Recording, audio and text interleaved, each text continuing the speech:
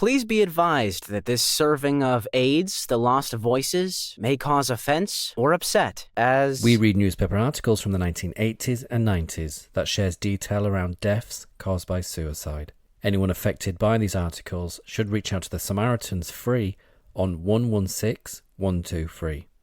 AIDS brings a response Fight from the against government. AIDS, the disease which claims life. Welcome to Xtra Tea with your camp host, William Hampson. And my fabulous co-host, Gloria. Between us, we'll be looking back through the decades at how Britain reported on the AIDS pandemic. And where we will try to unpick individual stories in the newspaper archives from the 80s, 90s and noughties. Ready? Ready? All right, let's do it. You're such a shady bitch. Starting without me. But we're back. Yes, we're back. Hello, Gloria. Hey, did you manage to put your feet up after Series 1? No, quite the opposite. I haven't stopped. It's been 15-hour days, and at one point, I didn't leave the house once in 32 days. Wow. Because I was just researching the newspaper archive, individual stories, individual families, and tracing living relatives and messaging them.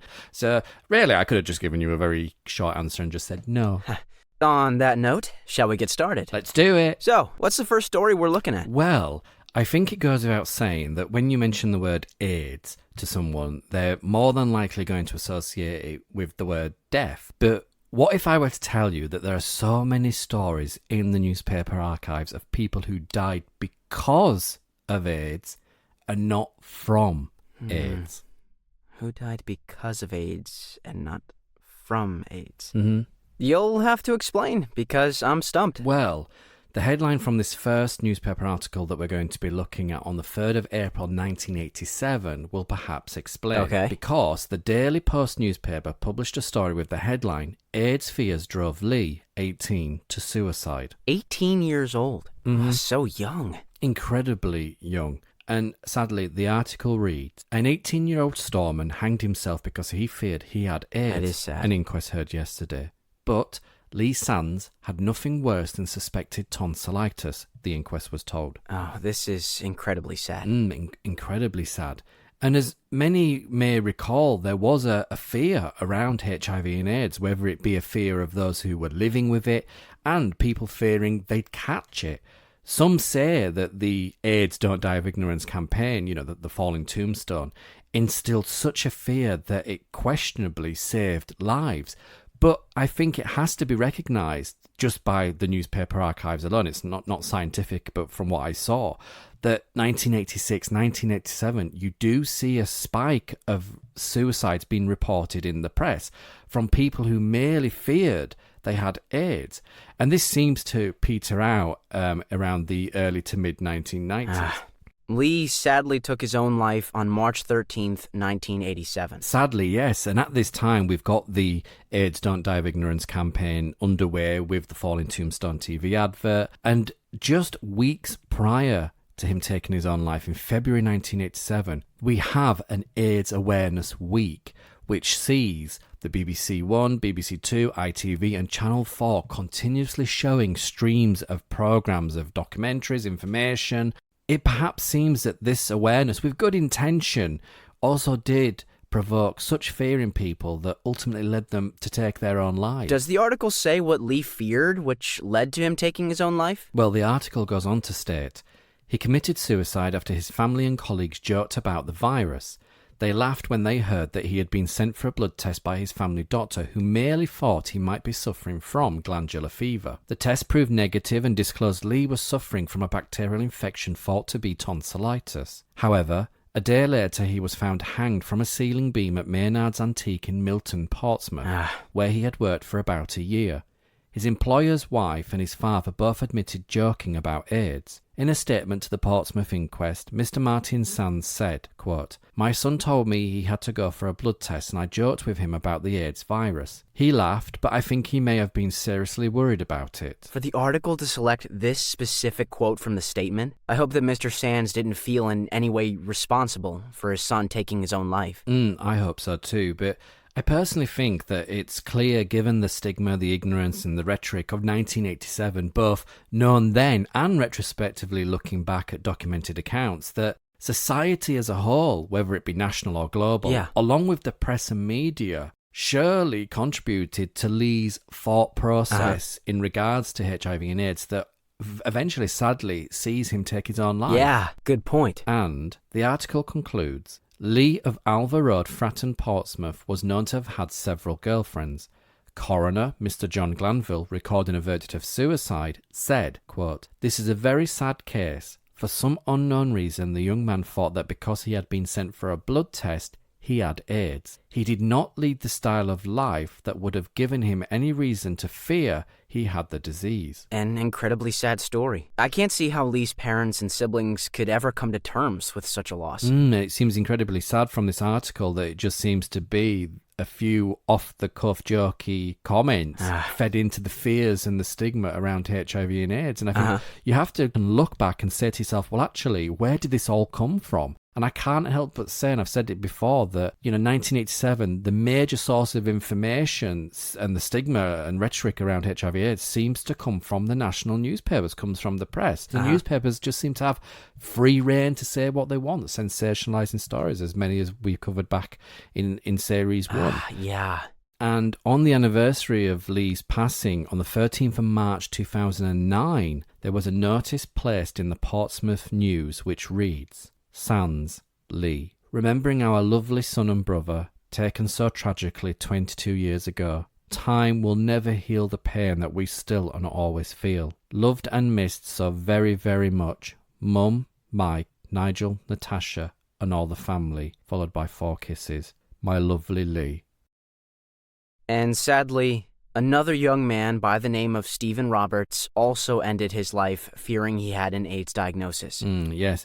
This is the Herald Express for Torbay and Devon on the 17th of March 1988, went with the headline, "AIDS Fear Father Committed Suicide." And the article states, "A father took his own life in a fume-filled car at Torquay because he was frightened he had AIDS," an inquest has heard. Stephen Roberts, 23, wrongly thought he had caught the deadly disease from his teenage girlfriend and ended their relationship before he committed suicide. But a blood test after his death showed he was negative, and results of hospital tests on his girlfriend revealed she had only a relatively minor sexual infection. Torbay and South Devon coroner Mr. Hamish Turner said yesterday, and I quote, "This is a particularly unfortunate case for a young man of 23 years of age who possibly out of the prevalent amount of advertising thought that he may have contracted AIDS or his girlfriend had." It seems the coroner is alluding to the Don't Die of Ignorance campaign that had been running from the previous year. Exactly. You've got the campaign, which has a TV advert that many said at the time and in recent years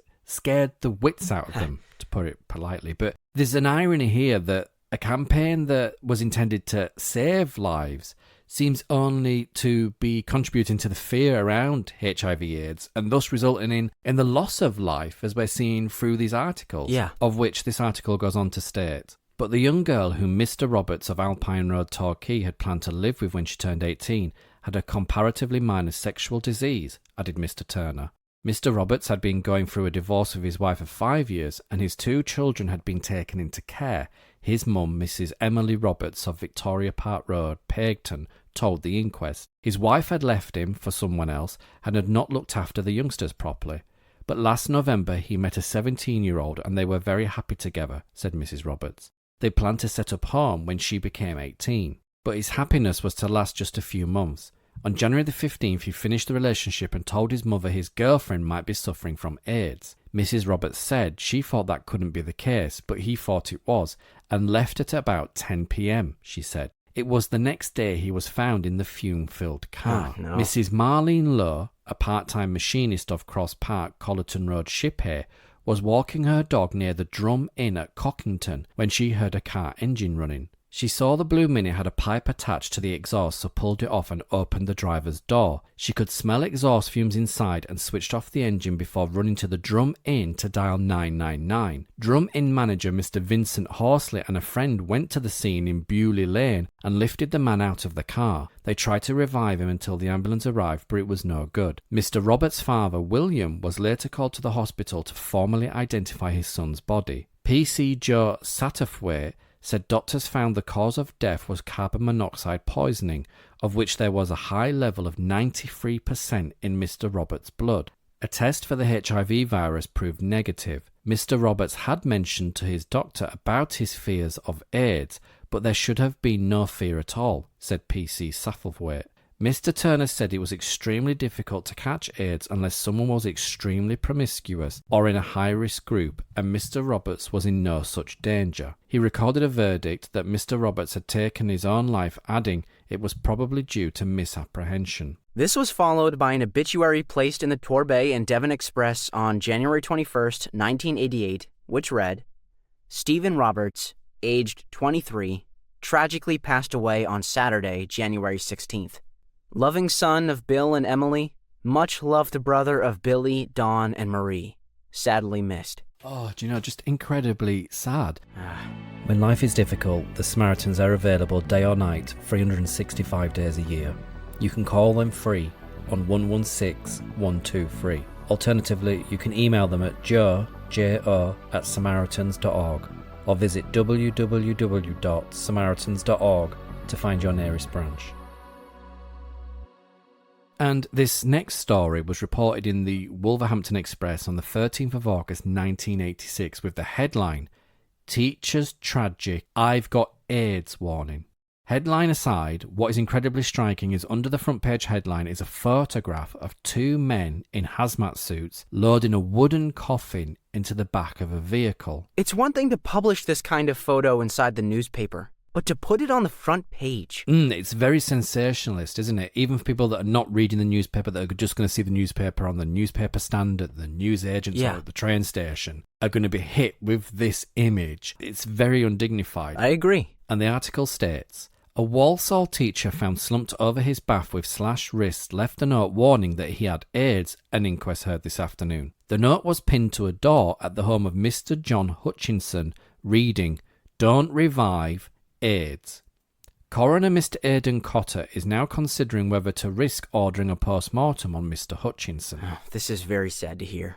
But I can't help but wonder if the coroner's hesitation to order a post-mortem isn't that John's manner of death is perhaps obvious, but more the fact he considers AIDS to be a risk. Yes, because we saw this in the first series with Stuart Thompson Neal when Dr. Simpson refused to carry out a post-mortem, assuming AIDS was a risk, although Stuart wasn't believed to have passed away due to AIDS or an AIDS-related illness. But if you remember at the time, they stated that hepatitis B was a greater risk during a post-mortem, and the article goes on to state, he is also believed to have been suffering from hepatitis B, a virus which attacks the liver. Okay, but didn't we learn that a post-mortem could still go ahead, as with both HIV/AIDS and hepatitis pathologists and staff could protect themselves with PPE? Exactly, but I think we need to remember this is 1986. Okay. And I remember stating in the story we covered about Stuart Thompson Neal in Series 1 that Professor Simpson didn't set a precedent, which in large he didn't. Yeah. And by that I mean, if anybody hasn't listened to the episode, that he was refusing to carry out a post-mortem on this young man, Stuart Thompson Neal, merely applying the suspicion that he might have AIDS, which he didn't. However, you have to remember that the attitudes around HIV and AIDS in regards to pathologists at this time is in itself endemic. I remember in that episode, all the relevant national bodies, such as the Coroners Association, stated around 1985, the time of Stuart Thompson Neal, that there was absolutely no risk to pathologists or mortuary staff with a deceased body that either had HIV/AIDS or the suspicion of HIV/AIDS if they all wore the correct PPE. It's as simple as that. Exactly. And the article continues. The body of Mr. Hutchinson, a teacher at Queen Mary's Grammar School, was found at his home in Bernard Street, Walsall, yesterday. Inspector Hickman of Walsall Police said at the inquest that the note also warned would-be rescuers to contact a doctor. Inspector Hickman said, quote, from inquiries we have made, it does seem probable that Mr. Hutchinson was suffering from AIDS. Mr. Hutchinson had been identified by a brother from a police photograph of the body. The inquest was adjourned. Friends who called at Mr. Hutchinson's found him dead in the bathroom. Police and medical staff wearing full protective clothing were called to the scene after being told that Mr. Hutchinson, aged 48, was believed to be suffering from a highly infectious disease. The body was sealed in plastic bags before being put into a coffin and taken from the terraced house. And under the photograph of Mr. Hutchinson's coffin being removed from his home, there's a separate headline that reads, Defense Against a Killer. The side article shares hepatitis B is an infectious disease, but at the top of this story they state, the dramatic picture highlights the precautions taken in dealing with suspected AIDS sufferers. 4 men, police and medical staff, wore protective overalls and masks to remove the body of Mr. Hutchinson from his home. Their feet were protected by special shoes. I'd want to say that this is incredible overkill. I agree. I mean, it's 1986 and the routes of transmission were well known for HIV and AIDS. Hepatitis B was also around way before HIV and AIDS, and the routes of transmission for that were also known.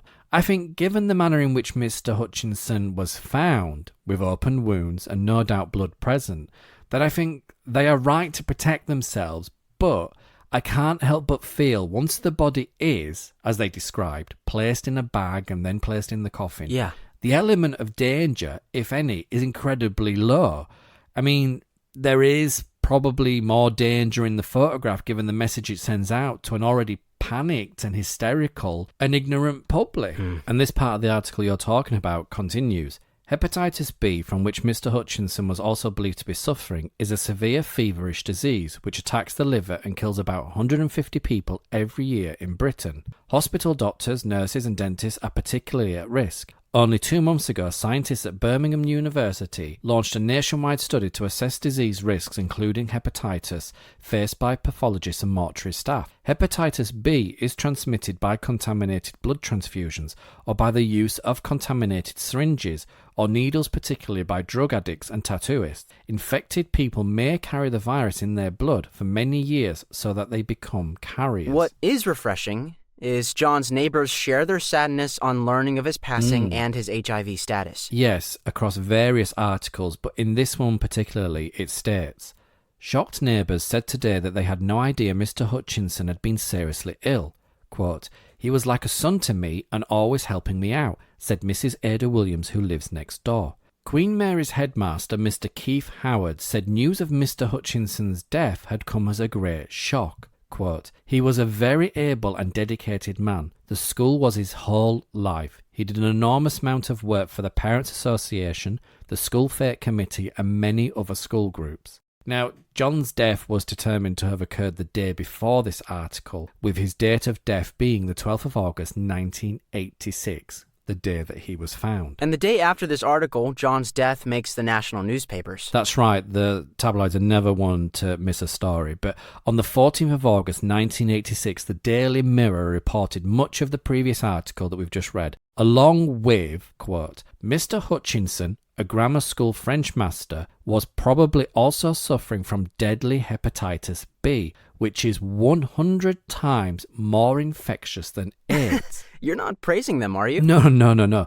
But for a tabloid, it's refreshing they're highlighting scientific facts as opposed to jumping on the AIDS bandwagon. Although I do see that this is what they are doing, you know, with phrases like the deadly hepatitis B, you know, they are jumping on it. But it is quite refreshing that they're kind of taking a step back from AIDS and highlighting the facts around hepatitis B. It is 100 times more infectious than AIDS. But on the same day, it was the Wolverhampton Express that reported the coroner had ruled that no post-mortem was to take place. Really? The article quotes Mr. Cotter, the coroner, the body has been examined visually by a consultant pathologist acting on my instructions and by the senior police officer involved in the case.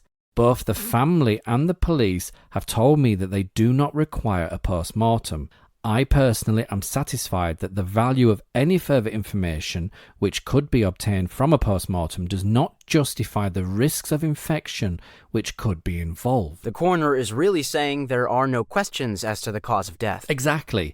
They've visually inspected the body to rule out any foul play or any other cause of death. And I think sometimes people think death certificates are for listing all of a person's ailments, perhaps even ailments the person was unaware of, established from an internal examination. But the death certificate is merely to document what caused the person's death. And in John's case, sadly, as we've heard from the articles, it's clear how he died. But was it confirmed John had a diagnosis of HIV or hepatitis? Well, the article goes on to state, Mr. Hutchinson had been to a clinic in the Wolverhampton area where tests reveal he had AIDS.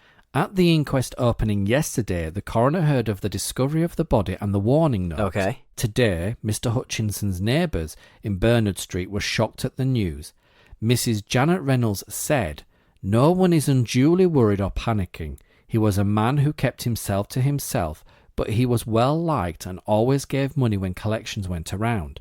We are hoping to make a collection for him and give the money to charity." I have to say, this is not the response I was expecting. I don't mean in regard to John's good character, but give the usual prejudice and stigma around HIV/AIDS in 1986. Me neither. And it doesn't end there, because we hear from another neighbour, where the article states, "Mother of two, Mrs. Sian Brace, said, quote, "We all feel that it was very tragic and sad. The fact that he had AIDS and another illness does not worry me." Awesome. At the 650 pupil school where Mr. Hutchinson had taught for 20 years, 6 formers were today arriving to collect exam results. Neil Fogarty, aged 18, of York Road, Rushall, who has just left school, said, "He was a very good teacher who could have a laugh and laugh at himself. We have all been shocked at this, and that he should take his own life in such a way." John's popularity from the testimony of his neighbors, close friends, and pupils makes an already sad story even sadder. I know, right? And,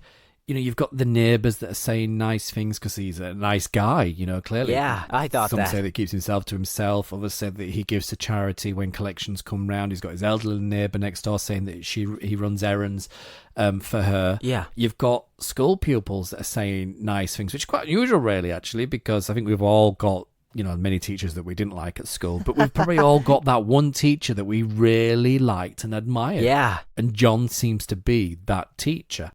However, I'm afraid the events shared in this article don't get any better, as the article concludes. Oh, no. Police officers and civilians, there was 5 in total, who recovered the body are still awaiting the results of blood tests being carried out at a Birmingham laboratory. Oh, man. Chief Inspector Alan Wilkes said they were satisfied that no one had been at risk, but the tests were to make sure no one had hepatitis B antibodies in their blood.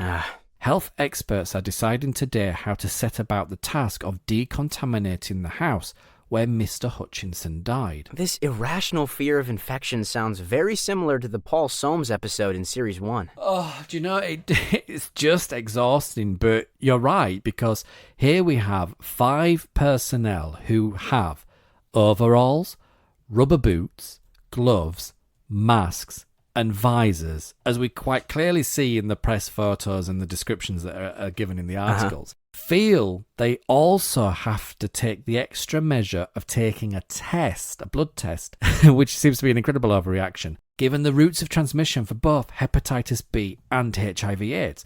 And as for the mention of the decontaminating of the house, this story rumbles on for the next few days. Really? And do you remember we looked at the Public Health Control of Diseases Act in the Roger Yude episode? Oh, no. Go on. Well, it's mentioned again in the Wolverhampton Express on the 15th of August 1986 under the headline, "Cleaners Check Deaf House Before Spraying." No way. And the article reads, "Council cleaners in full protective gear were today moving in to disinfect the house of Walsall AIDS victim John Hutchinson.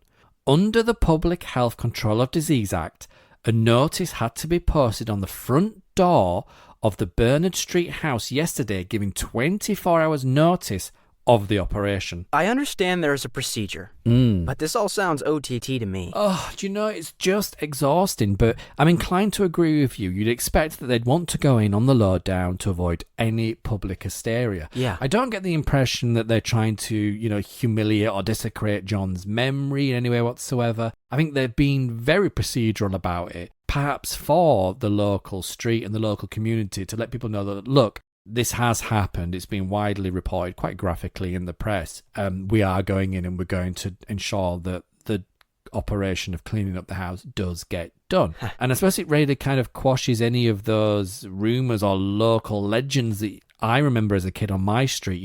If there was a rundown house or an overgrown bush, don't go in that house because, there's an old lady lives in there and she eats kids, and there's an old man that lives in that house and he eats the paper boy. And, things like this. And you used to walk past shit scared for years.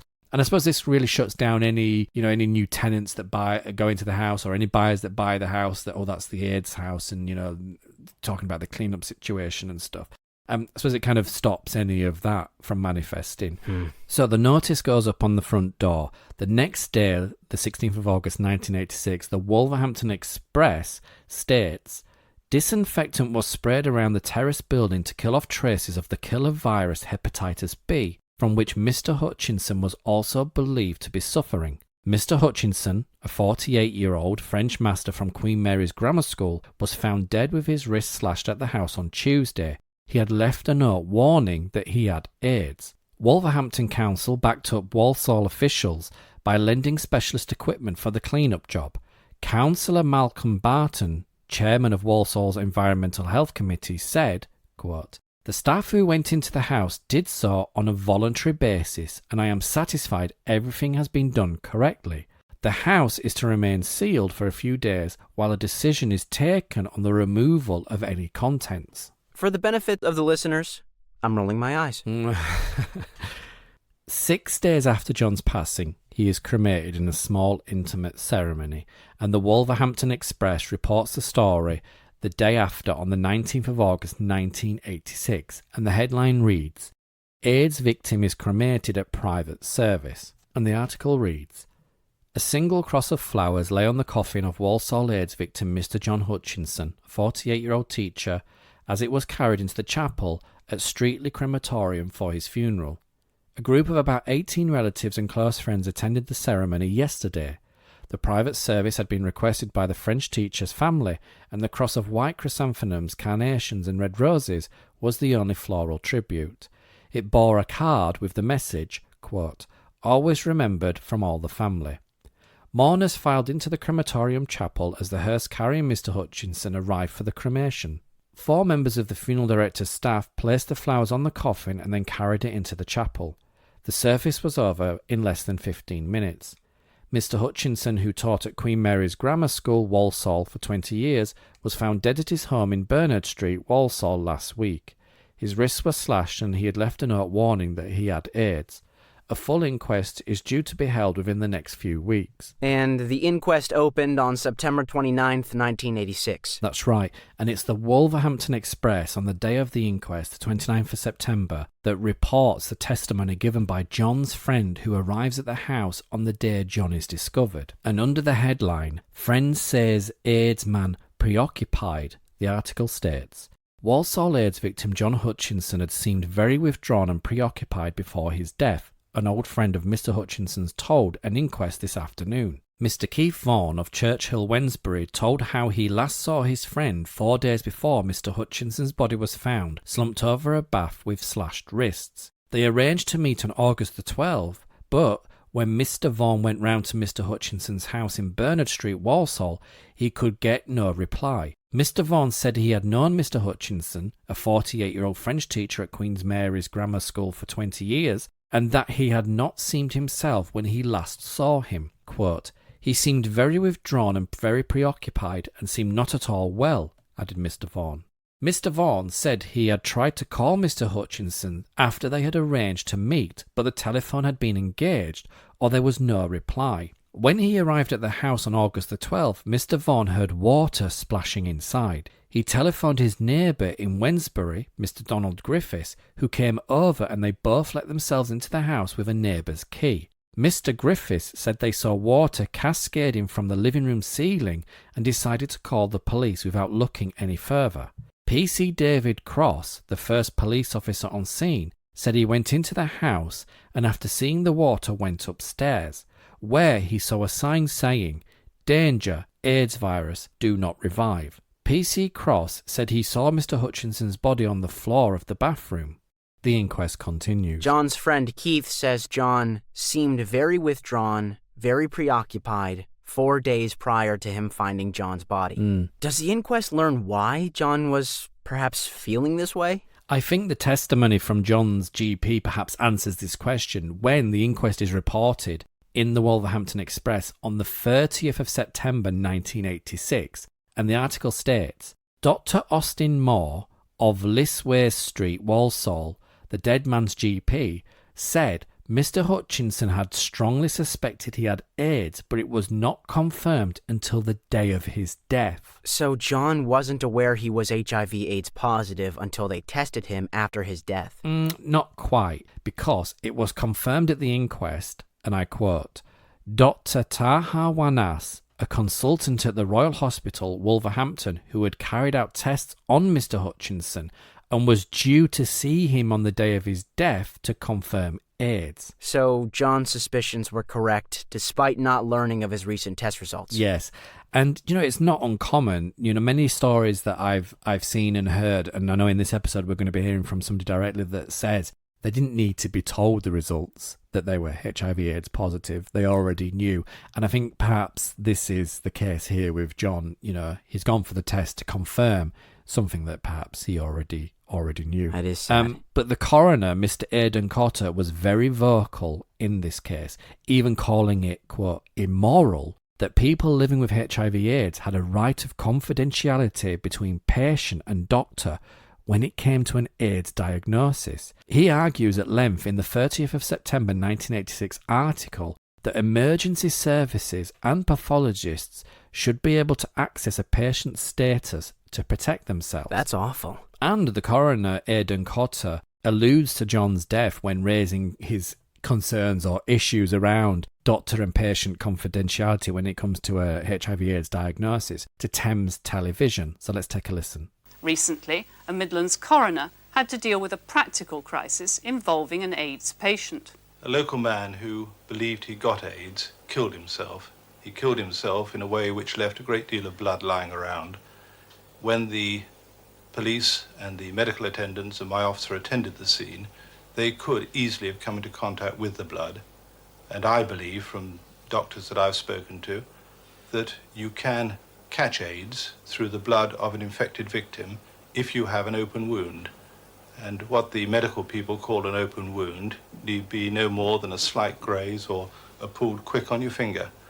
All I'm asking is that the records which the hospital already keep ought to be open to the police or to the coroner's office, so that when somebody dies, the police or the coroner can ring the hospital and simply ask, has this particular person got AIDS? And they answer yes or no. And back in the newspaper article, we hear from the coroner, Dr. Aidan Cotter, who we've just heard from there, where the article states, summing up, Mr. Cotter said it was clear Mr. Hutchinson knew or suspected he had AIDS and decided to take his own life. Mr. Hutchinson was respected in this town as a man who was always thoughtful and responsible, and even when preparing to take his own life, was sufficiently thoughtful to leave a note, he said. Quote, if he had not left it, the police, medical staff, my own staff, doctors, pathology, and mortuary personnel would have all been at risk. I accept the medical evidence that the risk is small, but where the result is likely to be death, I would have thought that the fewer mistakes that are made, the better. I do not criticise any of the doctors in this case or suggest anyone did anything wrong. I propose to forward these papers to the Minister of Health and ask him to consider whether it is right that this information is kept secret, even from hospitals and pathologists. He said he was not suggesting the facts should be made public, but there must be a way for police and others to check and find the information in emergencies. Incredibly sad. Correct me if I'm wrong, but wouldn't it be easier for all the personnel he listed to approach every scenario with relevant PPE to protect themselves and others? Absolutely. And it's always stated with arguments like this that it's all well and good knowing someone has HIV/AIDS or hepatitis to take the relevant precautions to protect yourselves. But why wouldn't you take the same precautions to protect yourselves when dealing with people who don't know their HIV or hepatitis status? I mean, for example, do dentists only sterilise their equipment properly if they know they've used it on someone with HIV? I mean, my worry as a dentist would be the people that don't know their HIV/AIDS status. Does a tattooist only discard its needles when tattooing someone with hepatitis, say? But I think this is slowly drip-fed through to emergency services that perhaps respond to situations, because you'll quite often, when you see police running to a scene or going somewhere, especially in London, I always see them either putting on a pair of blue gloves, blue latex gloves, or they've already got the gloves on. because they don't know what they're going to. And for the last 20 odd years, I've done a first aid course every 3 years, and it's a 3-day course. And they always mention like little tips and tricks, and they'd say, get a Kinder Egg, and you can put a pair of gloves in there, and you can keep it in your pocket, or you can keep it in your first aid bum bag, because if you ever get a call to go to a first aid situation, the first thing you should be thinking about is protecting yourselves by putting the gloves on as you're going. And then when you get there, you're ready, because you don't know what you're going to. This is what I mean. Well, despite the coroner, Dr. Aidan Cotter, making such a fuss and many headlines in the newspapers, all of which are on the blog post associated with this episode, the very next day, the British Medical Association responded to the coroner's request, where in the Wolverhampton Express on the 30th of September 1986, under the headline, "Name Victim's Plea is Rejected," the article states, "The British Medical Association today rejected a call from a Walsall coroner for the naming of AIDS victims to police, hospitals and other people at risk. Mr. Aidan Cotter made the request at the inquest of AIDS sufferer Mr. John Hutchinson, who left a warning note to would-be rescuers. Mr. Cotter said that if he had not left the note, many people dealing with his case would not have been protected." But a spokesman for the British Medical Association said the medical confidentiality of AIDS victims could not be breached because of the damaging effects it would have in preventing sufferers coming forward for treatment. And the British Medical Association is quoted in the article as saying, "Confidentiality is of the utmost importance and it must be kept if we are to encourage patients to come forward. Instead, we believe that safeguards should be taken by anyone dealing with a dead body, not only because of AIDS, but any number of infectious diseases." All of the actual newspaper articles mentioned in this serving are available on the Xtra Tea blog. You can find the link below in the show notes.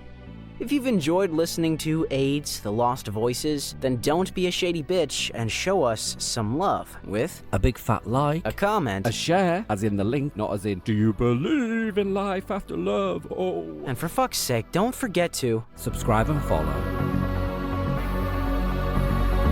When life is difficult, the Samaritans are available day or night, 365 days a year. You can call them free on 116 123. Alternatively, you can email them at jo@samaritans.org or visit www.samaritans.org to find your nearest branch.